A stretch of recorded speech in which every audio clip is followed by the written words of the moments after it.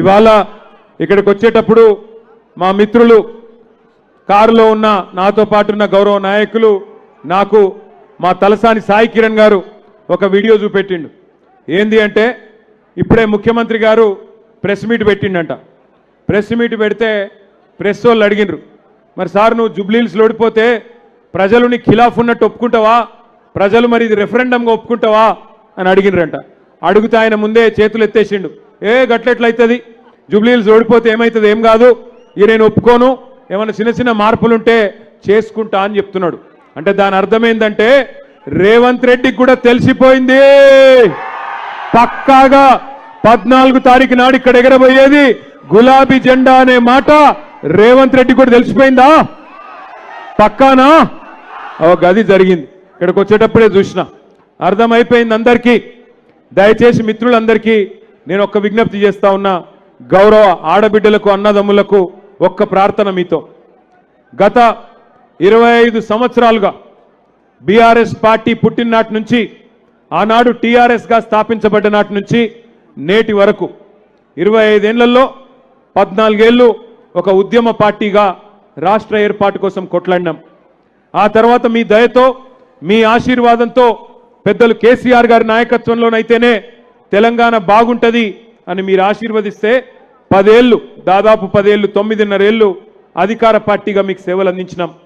2023 డిసెంబర్లో ఎలక్షన్లు అయితే ఆనాడు హైదరాబాద్ మహానగరంలో మీరెవ్వరూ కూడా ఒక్క సీటు కానీ ఒక్క ఓటు కానీ కాంగ్రెస్ పార్టీకి వేయకుండా మొత్తంగా బీఆర్ఎస్ పార్టీకి వేసి ఇక్కడ జూబ్లీహిల్స్ నియోజకవర్గంలో కూడా స్వర్గీయ మాగంటి గోపీనాథ్ గారిని మీరు గెలిపించడం జరిగింది. హైదరాబాద్లో ఒక్క సీటు కూడా కాంగ్రెస్కి ఇవ్వలేదు.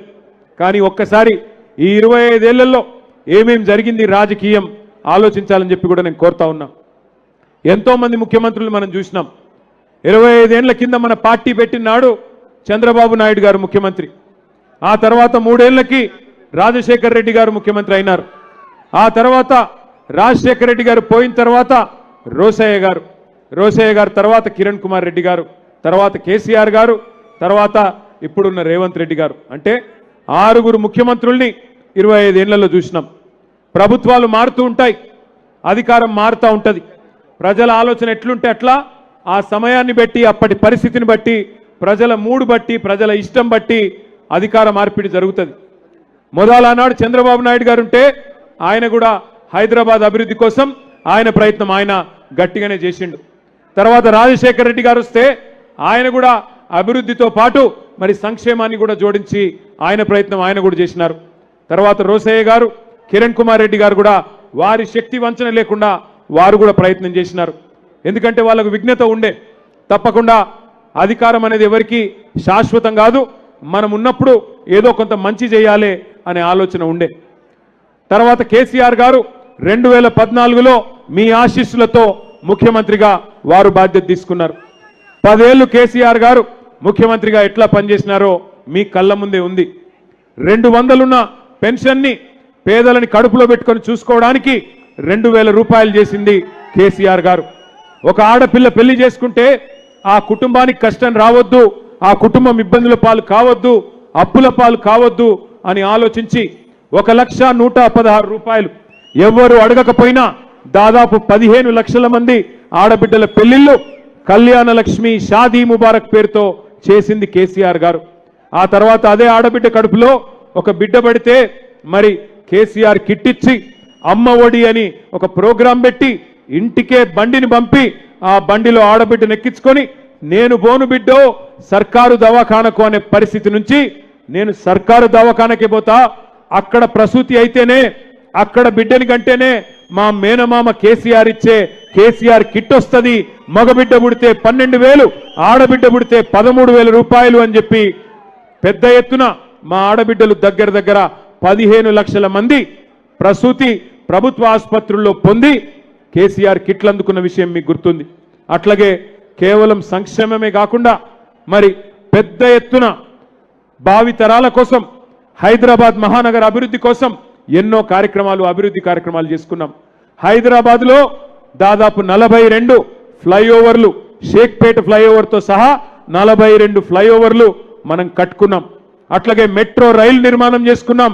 మీ జూబ్లీ హిల్స్ నియోజకవర్గంలో 8.5 కిలోమీటర్లు మెట్రో రైలు కూడా నిర్మాణం పూర్తి చేసుకున్నాం. అట్లాగే బ్రహ్మాండమైన దవాఖానా మీ వెంగళరావు నగర్ డివిజన్లోనే కరోనా వచ్చిన తర్వాత హైదరాబాద్లో ఇంకా ఆసుపత్రుల సంఖ్య పెరగాలి అని చెప్పి 1000 పడకల ఆసుపత్రి మీ వెంగళరావు నగర్ డివిజన్లోనే 900 కోట్ల రూపాయలతో 1000 పడకల ఆసుపత్రి కూడా కట్టించింది కేసీఆర్ గారు. దాంతో పాటు హైదరాబాద్ మహానగరంలో పరిశ్రమను పెంచుకున్నాం. ఐటీ రంగాన్ని దూసుకొని పోయే విధంగా మన ప్రభుత్వం వచ్చినాడు 2014లో ఐటీ పరిశ్రమ కేవలం 3,20,000 మంది పనిచేసేది. కానీ మన ప్రభుత్వం దిగిపోయే నాటికి దగ్గర 9.5 లక్షల మంది ఐటీ ఉద్యోగులు ఇక్కడ పనిచేసే విధంగా, అంటే కొత్తగా 6 లక్షల పైచిలకు ఐటీ ఉద్యోగాలు సృష్టించి బెంగళూరు నగరాన్ని దాటే విధంగా అద్భుతంగా పనిచేసుకున్నాం. ఐటీ ఎగుమతులు మన ప్రభుత్వం అన్నాడు 2014లో వచ్చినాడు కేవలం 57,000 కోట్లు. దాన్ని 2023 నాటికి 2,41,000 కోట్లకు తీసుకొని పోయినాం. ఏం జరిగింది? ఐటీ పెరిగితే రియల్ ఎస్టేట్ పెరిగింది. ఐటీ పెరిగితే హోటళ్లు బాగుపడ్డాయి. ఐటీ పెరిగితే 6 లక్షల మంది పిల్లలు మన తెలుగు వాళ్ళు బయట రాష్ట్రాల వాళ్ళు మన హైదరాబాద్కు వచ్చి ఇక్కడ కొలువులు చేస్తే మరి మన హైదరాబాద్లోని వ్యాపారాలు చిన్న వ్యాపారాలు హోటళ్లు రెస్టారెంట్లు మెడికల్ షాపులు అన్ని కలకలలాడుతూ మన జేబుల్లో పైసలు గిలగిల్లాడినాయి. 10 ఏళ్ళు బ్రహ్మాండంగా హైదరాబాదు తెలంగాణ అభివృద్ధిలో దూసుకొని పోయింది. ఆనాడు అద్భుతంగా భారతదేశానికే ఆదర్శంగా నిలబడ్డది. ఒకవైపు హైదరాబాదు, మరొక వైపు పల్లె ప్రగతి లాంటి కార్యక్రమాల ద్వారా పల్లెలు బాగు చేసుకున్నాం, పట్టణాలు బాగు చేసుకున్నాం, పచ్చదనం పెంచుకున్నాం, పర్యావరణం కాపాడుకున్నాం. 10 ఏళ్ళు సుకూన్గా ఉన్నాం. బ్రహ్మాండంగా పేదవాడు కడుపు నిండా అన్నం తింటానంటే 5 రూపాయలకే బువ్వ పెట్టే అన్నపూర్ణ సెంటర్ పెట్టుకున్నాం. బస్తీల్లో ఉండే పేదవాళ్లకు సుస్థి చేస్తే 350 బస్తీ దవాఖానాలు పెట్టుకున్నాం. ప్రైవేటు మెడికల్ డయాగ్నాస్టిక్ సెంటర్లకు పోయే అవసరం లేకుండా డయాగ్నాస్టిక్ సెంటర్లు పెట్టుకొని గరీబోళ్లను కడుపులో పెట్టుకొని చూసుకున్నాం ఆనాడు. అందుకే ఒకసారి కాదు 2 సార్లు జిహెచ్ఎంసీలో ఇదే వెంగళరావు నగర్ డివిజన్ నుంచి గులాబీ జెండానే గెలిపించినారు మీరు. 2 సార్లు 18లో 23లో మాగంటి గోపీనాథ్ గారికి బ్రహ్మాండమైన విజయం అందించింది ఇదే వెంగళరావు నగర్ డివిజన్. ఇది 10 ఏళ్ల మన ట్రాక్ రికార్డ్. నిన్న నేను ప్రెజెంటేషన్ ఇచ్చిన 10 ఏళ్లలో బీఆర్ఎస్ ప్రభుత్వం జూబ్లీ హిల్స్ లో ఏం చేసింది అంటే అన్ని కలిపి సంక్షేమము అభివృద్ధి. సంక్షేమం అంటే బతుకమ్మ వస్తే హిందూ ఆడబిడ్డలకు బతుకమ్మ చీర పెట్టుకున్నాం, రంజాన్ వస్తే ముస్లిం ఆడబిడ్డలకు రంజాన్ తోఫా ఇచ్చుకున్నాం, క్రిస్మస్ వస్తే క్రిస్టియన్ ఆడబిడ్డలకు క్రిస్మస్ కుటుంబాలకు క్రైస్తవ కుటుంబాలకు క్రిస్మస్ కానుక ఇచ్చుకున్నాం. అట్లా కడుపులో పెట్టుకొని గరీబులను బ్రహ్మాండంగా చూసుకున్నాం.